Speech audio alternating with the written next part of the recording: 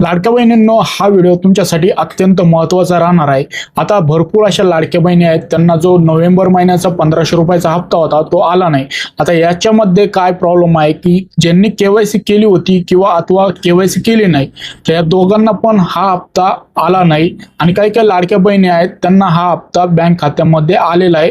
तो 31 तारीख ते 2-3 तारखेपर्यंत हा हप्ता आलाय, पण तुम्हाला 10 तारखेपर्यंत वाट बघायची आहे, कारण की 6 लाख जवळपास लाडक्या बहिणी आहेत। या योजनेचा व या हप्त्याचा लाभ घेणं बाकी आहे, तर तुम्हाला तुमच्या बँक खात्यामध्ये 10 तारखेपर्यंत तो हप्ता येणार आहे, हे तुम्हाला एक लक्षात ठेवायचं आहे।